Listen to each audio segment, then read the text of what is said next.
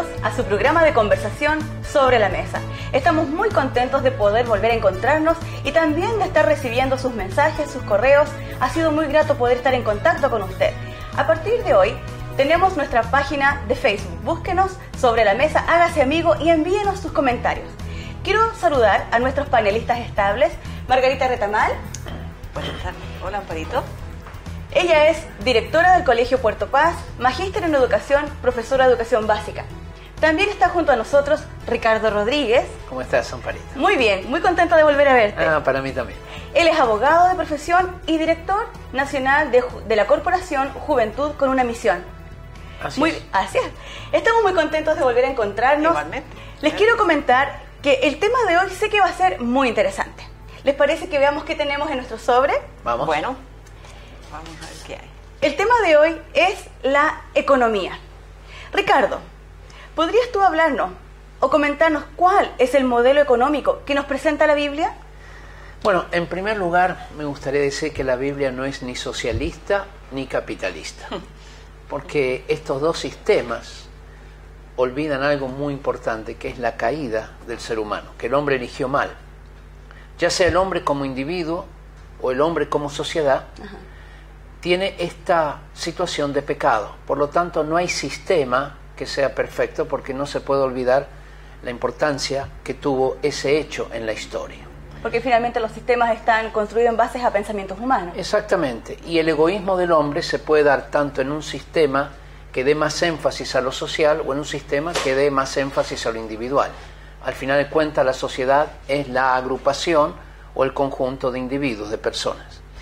Lo que yo veo sí es que ambos sistemas han tomado elementos de la Biblia. Por ejemplo, el sistema capitalista ha tomado todo lo que tiene que ver con el respeto a la propiedad privada. Claro. ¿Es esto bíblico? Lo es. No robarás ya presupone que hay una propiedad que no debe ser violada, que no puede ser robada. Exacto. Pero al mismo tiempo, la propiedad en sí, el mercado en sí, no puede determinar por sí solo. La propiedad no es un derecho exclusivo, sino también bíblicamente está en función de la sociedad. Fíjate, Amparo, que el asunto de la propiedad estaba restringida en muchas áreas. Claro. En el Antiguo Testamento. Uno era lo que llamaba el año del jubileo, por el cual la tierra volvía a los, digamos así, propietarios originales. Eso significaba que si una persona se endeudaba, la deuda la podía llevar hasta 50 años.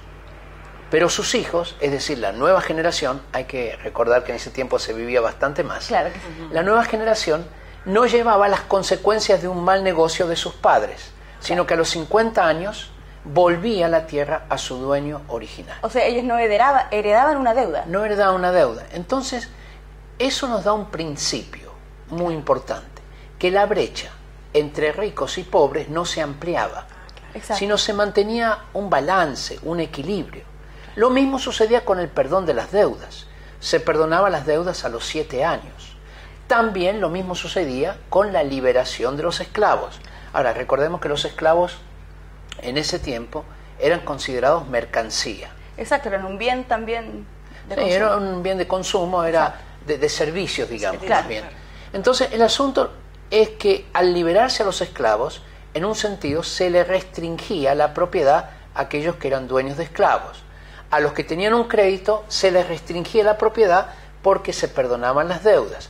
Al que tenía una tierra, se le restringía la propiedad porque a los 50 años tenía que devolverla. Claro. La propiedad no era vendida a perpetuidad. Este sistema en la sociedad moderna no lo podemos aplicar plenamente. Pero habrá algunos principios que se podrían Esa es tomar. la cosa. El principio fundamental es que los pobres no se seguían empobreciendo. Claro. No es que el capital era usado para explotar, expoliar y empobrecer más a los que ya eran pobres o a los que habían caído en desgracia económica. No lo era así.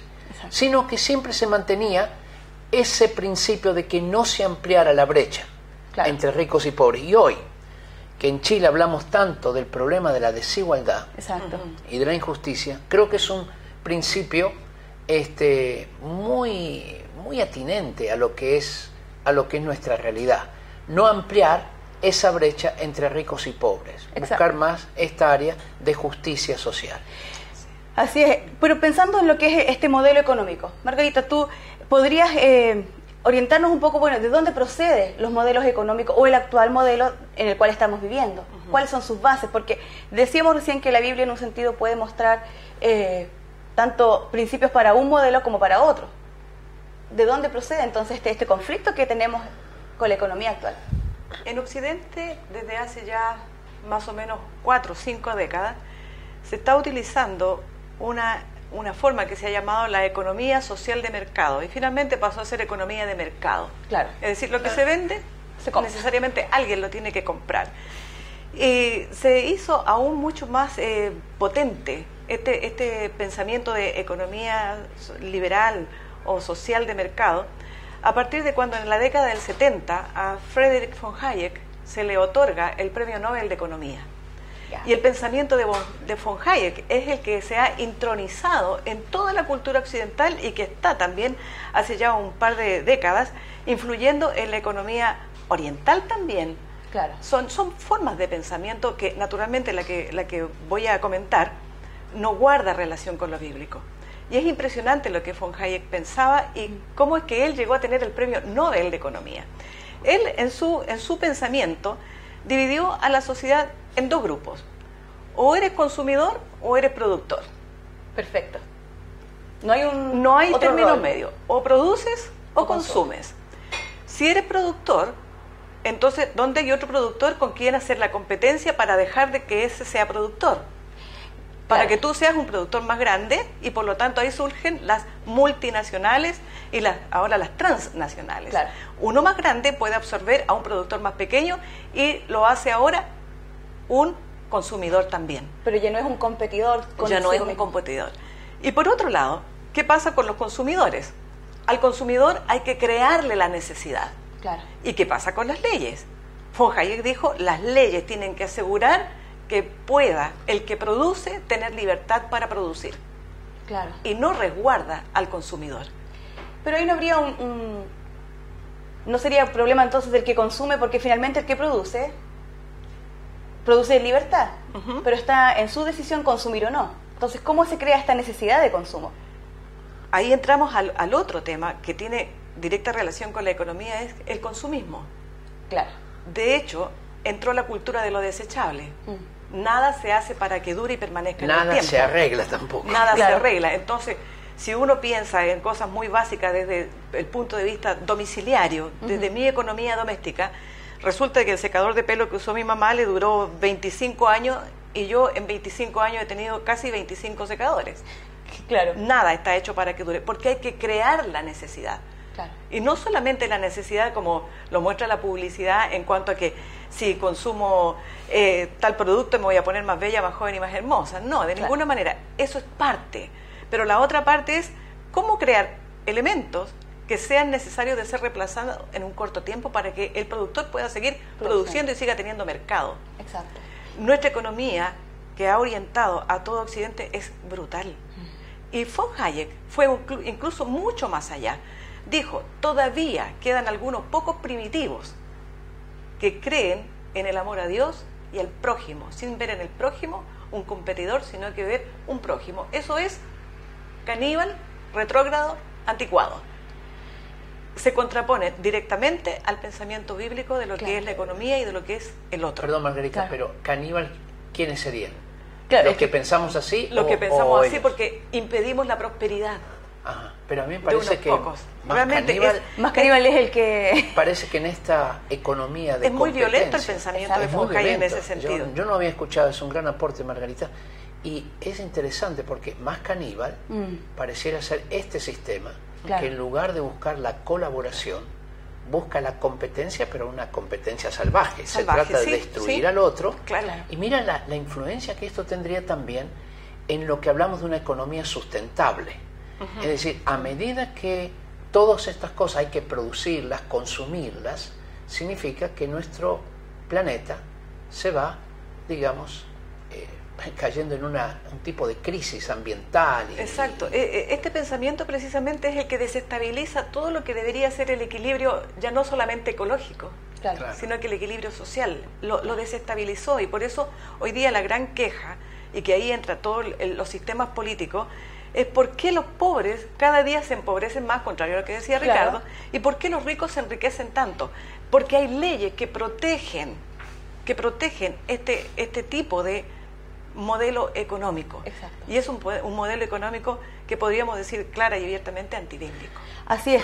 Pensándolo en lo que tú dices, Margarita, de la riqueza, porque claro, aquí hay un grupo, un gran porcentaje de personas que buscan el enriquecimiento. Exacto. Y hay un grupo de personas que finalmente son los que están aportando para este enriquecimiento, empobreciéndose. Ahora, hay libertad, que cualquier persona podría tener un bien que venda y que otro le compre y se produzca este círculo virtuoso, pudiese ser en algún momento. Pero pensando en las riquezas, se ha puesto a la riqueza como un fin final. Ricardo, ¿usted cree o piensa que las riquezas son un signo de prosperidad? Mira, antes de contestarte a eso, quería mencionar el asunto de que este tipo de libertad para el productor no puede ser absoluta. Nosotros hemos vivido en Chile, por ejemplo, la colusión de las farmacias. Claro. No un signo del mercado libre, pero el asunto es un mercado que es utilizado de mala manera para ponerse de acuerdo en subir los precios de un elemento tan esencial como son los remedios. Claro. Eso obviamente es una riqueza injusta, ¿no? Y ahora entro a tu pregunta. La riqueza, ¿no? Desde el punto de vista bíblico. La riqueza, la prosperidad, tienen dos fuentes. La primera fuente hay que reconocerlo. Dios dice que cuando uno obedece sus mandamientos, prospera económicamente. Lo encontramos esto en muchos pasajes bíblicos. Cuando Dios le habla al pueblo de Israel, le dice: pongo delante de ustedes la bendición en caso de obedecer, y la maldición en caso de desobedecer. Claro, ahí pueden elegir ellos. Sí, es interesante que ese tipo de bendición incluye la bendición económica. Se van a multiplicar tus ganados, vas a prosperar en los cultivos, en lo que plantes, en fin, prosperarás en toda el área de la economía. La economía no está ausente, la economía no es materialista como algunos piensan. La economía tiene muchos principios espirituales. Así que desde este punto de vista, la prosperidad económica tiene como fuente la bendición de Dios. Pero también en la Biblia nos da una cantidad de ejemplos de una prosperidad mal entendida, digamos una prosperidad económica, pero que no basta para ser prósperos, que está basado en la injusticia. Por ejemplo, un narcotraficante puede prosperar, entre comillas, económicamente, pero lo está haciendo en base a una injusticia. El mismo ejemplo que presenté de las farmacias, coludiéndose, obviamente van a ganar más, por supuesto, en perjuicio del pobre, en perjuicio del necesitado, en perjuicio del enfermo. Pero el asunto, esa no es una prosperidad justa. Entonces, en resumen, tenemos dos fuentes de prosperidad. La prosperidad que se basa en la Biblia, que es una prosperidad de obedecer los principios de Dios, en los cuales no sé si en este programa o en otro hablaremos más, y la otra prosperidad, que es pseudo prosperidad, que viene justamente de oprimir a los que están en una situación de desventaja. ¿Cuál es la diferencia? La Biblia lo define bien. Dice que la prosperidad de Dios es la que enriquece y no añade tristeza con ella. Es decir, si produce tristeza, explotación, miseria, dolor en otras personas, no es una prosperidad de Dios. En cambio, la prosperidad de Dios es la que enriquece.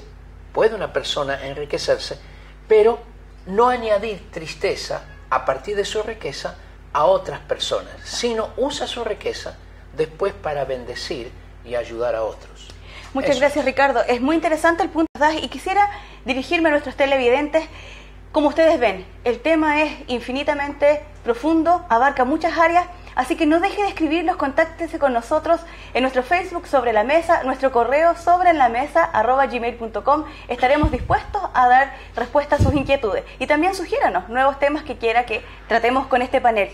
Margarita, para ti, pensando en esto de la riqueza y la prosperidad, ¿crees tú que un hombre próspero es lo mismo que un hombre rico? según lo que la sociedad ve hoy día? ¿Qué diferencia podríamos notar a la luz de lo que es la palabra? Mira, las cosas materiales son muy atractivas porque responden a una necesidad de los ojos. Claro. Y mientras más veo cosas, más quiero tener cosas, ¿ya?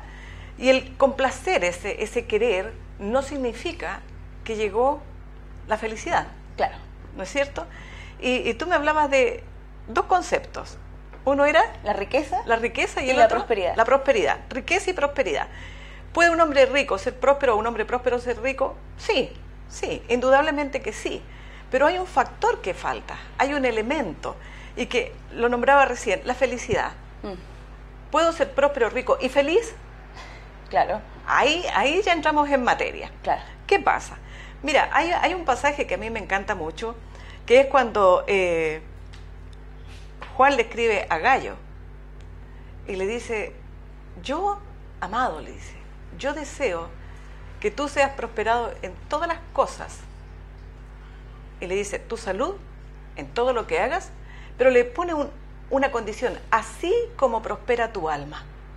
Claro. Cuando se busca la prosperidad económica, material, lo que veo, sin buscar esta prosperidad de mi alma, Exacto. como decía recién bien Ricardo, oye, la realidad de una persona que está obedeciendo a Dios y que inevitablemente Dios le añade todo, no agrega ninguna aflicción, esa es la verdadera prosperidad. Porque esa prosperidad primero va acompañada de una prosperidad del alma. Buscar el reino de Dios y su justicia, hacer lo justo, primero que todo. ¿No es cierto? Y precisamente en los ámbitos económicos es donde vemos más lo contrario, las injusticias. Claro. Margarita, pensando en esto de la justicia y la injusticia, ¿verdad? Pensaba, Ricardo, ¿qué podrías opinar tú en cuanto al hecho de que dice la palabra también, la palabra del Señor, que los pobres siempre estarán entre nosotros? ¿Cuál es el papel que debe jugar un cristiano, una persona, un creyente, en cuanto a ver este tremendo problema social? Duele ver lugares, hay como dos Chiles, por ejemplo. Hay ciertos barrios que parece que fuera otro mundo, tanto de pobreza como de riqueza. Bueno, ¿qué debemos hacer entonces hacia el que tiene menos? Bueno, en primer lugar, cuando Dios dice que los pobres siempre existirán entre nosotros, está describiendo una realidad, pero claro. no es una situación fatalista. No es que nosotros nos tenemos que conformar a eso, porque entonces nos olvidaríamos de los pobres. Exacto. Y como vemos a través del Evangelio, los pobres siempre fueron una preocupación muy fuerte para Jesús, porque tuve hambre y me diste de comer. ¿Quién es el que tiene hambre? Un pobre. Claro. ¿Ya? O una persona necesitada, porque tuve sed, me diste de beber, porque estuve enfermo y me visitaste. Se trata de personas que están en necesidad. ¿Qué tenemos que hacer? Claro. Acallarnos y conformarnos diciendo, bueno, total, los pobres siempre van a existir. Claro. No movamos un dedo con respecto a eso. Yo veo el Evangelio muy diferente. Jesús dijo que el que tiene 2 túnicas le dé una al que no tiene. Así que es un principio muy sencillo, que lo he escuchado muy poco realmente en países capitalistas, este principio, aún en las iglesias. Pero allí está. También dice que los cristianos compartían sus bienes. Exacto. En lo que llamaba la iglesia primitiva. Y creo que una cosa que hay que entender, para mí muy importante, es si los cristianos tenemos derecho a enriquecernos, hablo en términos generales, claro. no excepcionales, a enriquecernos, a lograr un, por decir así, un estatus económico sin límites. Claro. Porque entonces, ¿dónde está nuestra preocupación? ¿Dónde termina la preocupación por nosotros mismos y comienza la preocupación por los demás? Claro. Es como un barril sin fondo. Exacto. Nunca se llena, siempre queremos más. Este es uno de los problemas de los que hablaba Margarita, de la sociedad consumista. Cuando ya parece que hemos consumido todo, nos dan otro elemento para consumir. Ahora hay una nueva marca, hay un nuevo estilo, y si no, se nos rompe lo que tenemos, entonces hay que volverlo a comprar. Claro. Siempre estamos consumiendo. Si consumimos de esa manera, entonces, ¿qué queda para los demás? Yo no creo que nuestro mundo es de recursos inagotables. No lo creo, la verdad que no lo creo. Así es. Creo que Dios nos puso como administradores de su riqueza. De sus propias riquezas, ¿verdad? De sus propias. Margarita, Hemos hablado bastante acerca de lo que pasa en el corazón del hombre, ¿verdad? Con este afán de más, vemos muchas cosas que nos llaman la atención, queremos lo nuevo, queremos estar al día, ¿verdad? Con la tecnología y todo eso. ¿Qué crees tú que hace que el hombre siempre quiera más? A pesar de haber logrado quizás el auto, la casa o algún bien que esperaba para su familia, pero siempre va a querer más. ¿Qué provoca? ¿Es responsabilidad solo del mercado? ¿Es responsabilidad de la publicidad? ¿O pasa también por sí mismo? ¿Qué pasa con él en este escenario?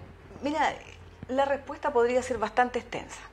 Y creo que parte, primero que todo, porque los seres humanos en la familia no somos educados para manejar economía. Ya. No somos educados para tener. Y qué hacer con lo que tenemos y hacer un manejo responsable de las cosas que tenemos. A un niño se le provee todo y los padres siempre están diciendo, yo quiero que a mi hijo no le falte nada. Claro. Y ese falte nada generalmente son materialidades y en el mejor de los casos mandarlo a un buen colegio. Claro. Y hasta ahí termina la responsabilidad de educar para ser un ser que vive con lo económico diariamente. Claro. Diariamente. Es un problema educativo. Pero también es un problema del corazón del hombre. En el corazón del hombre existe un vacío. Y ese vacío siempre va a tratar de llenarlo con algo distinto de Dios. Claro. Con progreso, con éxito, con buenos resultados, con prestigio. Exacto. Una serie de otros elementos que le dan un supuesto al hombre de que si logro esto, yo voy a ser una persona que voy a lograr aquella anhelada meta de la felicidad o de estar completo. De ser más. De ser más. Pero el hombre sin Dios siempre va a tener ese vacío que no se llena con muebles finos, no se llena con títulos, no se llena con compañía de personas. Si tú observas bien, los grandes artistas que han llegado al suicidio, teniendo riqueza, teniendo fama, teniendo prestigio, teniendo el aplauso, teniendo belleza, teniendo talentos desarrollados y ampliamente reconocidos, finalmente, ¿por qué un día se toman un montón de pastillas? Claro. Porque no quieren vivir, porque el vacío existencial que solamente lo llena Jesucristo no fue satisfecho. La realidad es que el hombre sin Dios siempre va a estar incompleto. Y eso es lo que las economías públicas no pueden decir. Claro. Se habla políticamente de que queremos que no haya más pobres, dice el político. Claro. Queremos igualdad, queremos una vida más sana, queremos gente feliz. Pero la fórmula es siempre basada en aspectos materiales. Sí. Entonces se hacen más plazas, se hacen más estadios, se hacen, etcétera, cantidades de cosas, la diversión, claro, que la economía, como se dice, chorree para todos, ¿verdad? Claro. Y sin embargo, no llega. Claro. Y cuando llega, como en las economías prósperas, porque hay países en Europa que son tremendamente prósperos y no hay prácticamente pobres, y las, claro, tasas de pobreza son mínimas, sin embargo, las áreas, los índices de insatisfacción no han bajado. Entonces son tremendamente pero son altos. Sociedades que lograron la riqueza pero no lograron la prosperidad. Exacto. Entendiendo la prosperidad como lo decía Juan. Perdón. Juan decía, amado, yo deseo que tú prosperes en todas las cosas y que tengas salud. Exacto. Físico, intelectual, pero también en lo espiritual. Exacto. Así como prospera tu alma. Ahí está la clave, que prospere el alma. Prosperidad es, incluyendo el área espiritual también. Y eso es muy difícil cuando se ha definido al ser humano como un ente económico, como el producto de las relaciones económicas. Claro. Claro. No solamente Marx tenía ese concepto, los capitalistas tienen un concepto muy parecido. Similar, exacto. Es decir, el ser humano es un ser económico.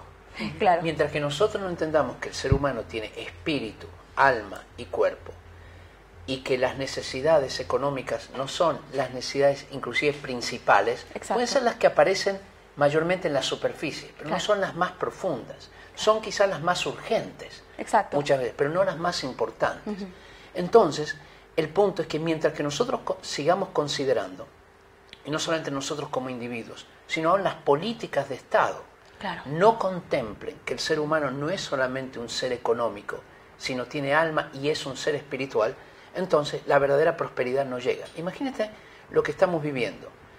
Queremos que producir más. Claro. Entonces, incorporar a la mujer al área del trabajo fuertemente, No estoy hablando de una gran cantidad de casos donde eso es necesario, pero el asunto es, se ha pesado en esta evaluación el impacto que eso tiene en el hogar, el impacto que eso tiene en los niños, la crianza de los niños, el impacto que eso tiene en la felicidad personal, el impacto que tiene en la disposición libre de tiempo.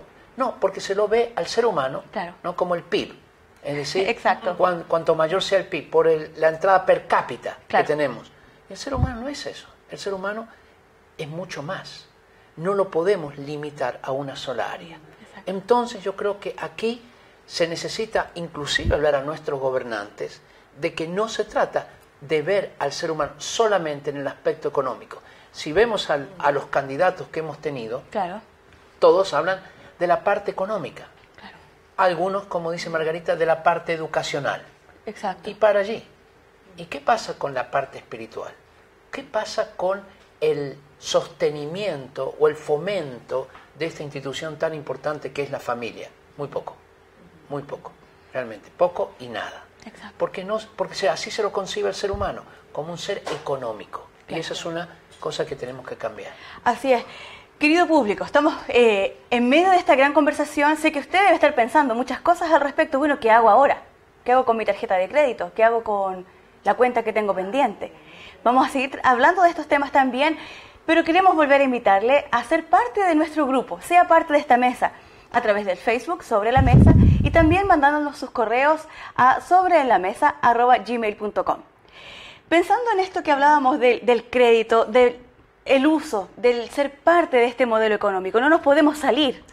Se podría llegar a vivir de otra manera si estamos inmersos en esto. Queremos comprar una casa, estamos necesitando hacer un avance, tenemos un compromiso económico. Bueno, ¿qué nos muestra la palabra del Señor al respecto?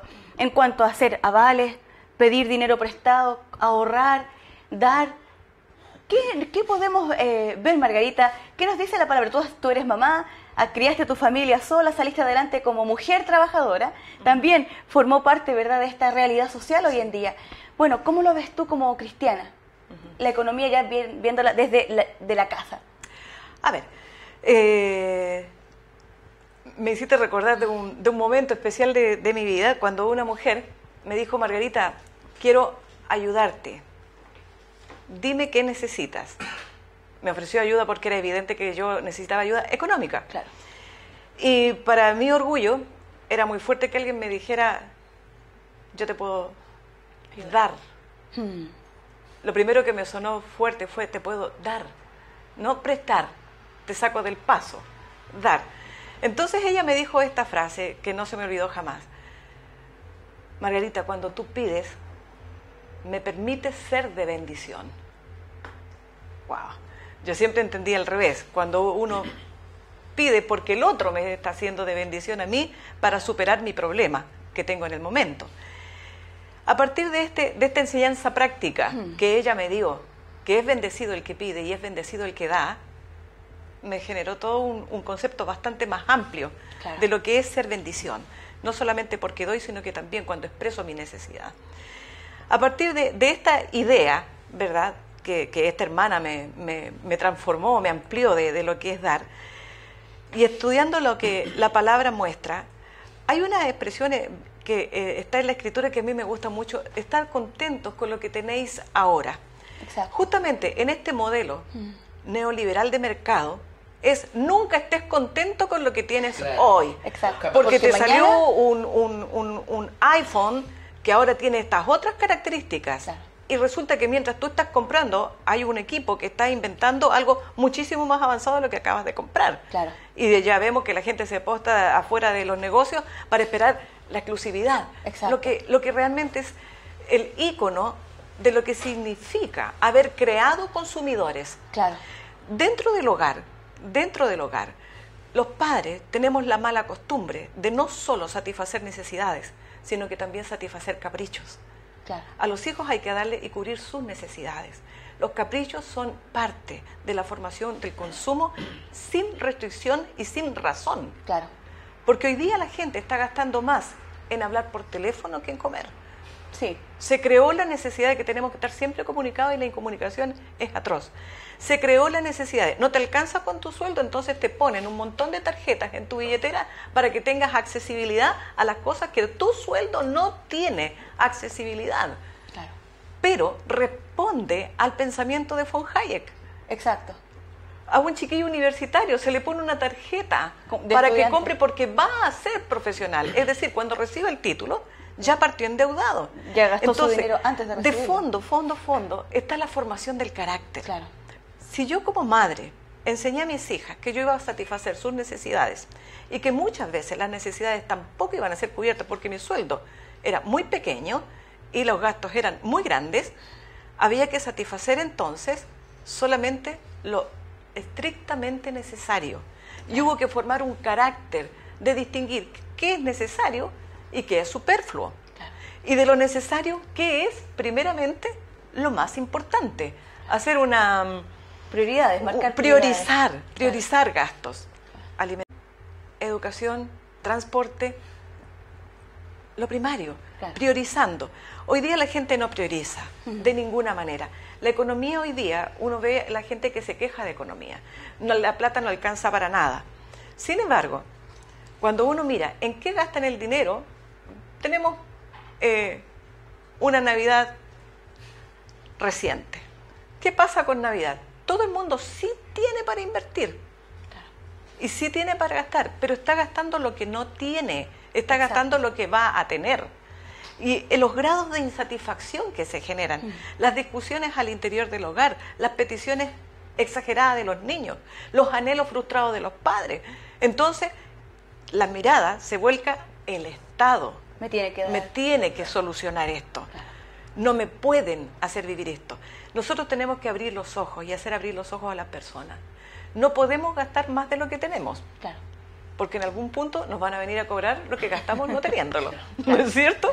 Eso es una ley lógica. No puedo gastar más de lo que tengo. Pero la tarjeta entonces entra el público en la bicicleta económica que hoy día pago esto y no pago aquello, después pago aquello y no pago esto otro, Claro. y así viven. Y esto no solamente a nivel doméstico, hay mini empresarios que viven así, dependiendo de los bancos, Exacto. hay empresarios, Exacto. que están dependiendo de la cartera de clientes vencida que tienen, y llegamos a lo máximo que fue en Estados Unidos, ¿verdad? La burbuja inmobiliaria que se generó, Claro. que cuando la burbuja se reventó nadie tenía dinero porque todo eran papeles sin valor, pero que representaban un monto. Claro. Y nadie se explicaba, bueno, ¿qué va a pasar con la economía de nosotros? Porque en Estados Unidos la burbuja inmobiliaria, ¿qué va a... No, es que generaron falsos recursos, ¿verdad? Que finalmente, cuando se dijo, ¿dónde está el dinero? No estaba. No existía. Exacto. Entonces, así le pasa también al dueño de casa, a la dueña de casa, que se embarca en ir más allá. Y al interior del hogar, yo creo que una de las cosas trágicas y penosas es que a los universitarios se les enseña a gastar antes de que sepan cuánto van a ganar. Exacto. Pero las leyes están hechas para que se puedan hacer. Así es, así es. Y, ¿sabes? Quería agregar en esto. Un estudio en Estados Unidos dice que si una persona se endeuda a través de las tarjetas de crédito por 2 años, Ajá. queda endeudado toda la vida. Así es. Queda preso, queda esclavo. Y un principio bíblico, respondiendo a lo que tú preguntabas, es que no debamos nada a nadie. Podemos salir de las deudas, podemos salir, pero tenemos que aplicar una disciplina a nuestro carácter. Como bien decía Margarita, es una situación de carácter. Una de las cosas que se nos ha colocado como verdad es que si alguien se priva de algo, entonces está sufriendo, que Claro. es lo anormal. Claro, no que puede. va en contra de la dignidad del ser humano. No es verdad. Exacto. Las privaciones o el retraso en suplir ciertas necesidades que tenemos, no hablo de todas, hablo de ciertas Exacto. necesidades, hacen a nuestro carácter. Cuando a un niño nosotros le decimos, no te puedo comprar esto, o no te lo voy a comprar, porque discernimos que es un capricho, le estamos haciendo un bien a su carácter y no un mal. Claro. Entonces este sentido de privarnos de algo, como si fuera sinónimo de maldad, como si fuera sinónimo de una desgracia, Claro. creo que lo tenemos que confrontar. Los padres los tenemos que confrontar, nosotros a nosotros mismos, tenemos que confrontar. Y creo que es importante colocar prioridades. ¿Qué son es. las prioridades? Cumplir nuestras obligaciones, luego suplir nuestras necesidades y después darnos ciertos gustos, que no sean caprichos, pero ciertos gustos, está bien. Pero no puedo irme a Acapulco de vacaciones cuando tengo una deuda con el vecino que tengo al lado. Tengo que entender mis prioridades, obligaciones, después necesidades, luego entonces los gustos. Así es, muchas gracias Ricardo, muchas gracias Margarita, ha sido muy interesante esta conversación. Para ir cerrando, Margarita, brevemente unas palabras de cierre, porque luego Ricardo sé que tienes una invitación para hacernos, así que Margarita te dejo. 2 principios: estar contento con lo que tenemos ahora, y el segundo, abrir los ojos a la realidad. ¿Qué es lo que tengo? ¿Cuánto puedo? ¿Y qué es lo que debo? Priorizar. Muchas gracias Margarita. Ricardo, te dejo ahora con tu cámara para que hagas la invitación y nos despidas también del programa. Yo quiero hacerles una invitación a lo que llamamos la Escuela de Cosmovisión Bíblica, que es aprender a pensar bíblicamente y aplicarlo a las diferentes áreas de la sociedad, al área del hogar, de la educación, del arte, de las comunicaciones, del deporte, de la salud, de la política también. Entonces aprendemos a pensar bíblicamente. Son 6 semanas donde vamos a tener profesores excepcionales y ustedes pueden comunicarse con nosotros a directorjucunchile@gmail.com, ahí aparece en su pantalla. Es una tremenda oportunidad de producir transformación en la sociedad a través del cambio de pensamiento. El próximo desafío que tenemos es cómo transformar las ideas, porque las ideas son las que gobiernan el mundo, son las que condicionan nuestro actual. Así que les dejo esa invitación, 19 de enero al 27 de febrero. Perfecto. Muchas gracias Ricardo. Muchas gracias a ustedes por estar con nosotros. No deje de escribirnos. Consulte por la Escuela de Cosmovisión. Margarita también va a estar participando de esa escuela, así que les invitamos a todos ustedes, universitarios, profesionales que quieran capacitarse durante este verano. Nos vemos en un próximo programa y muchas gracias.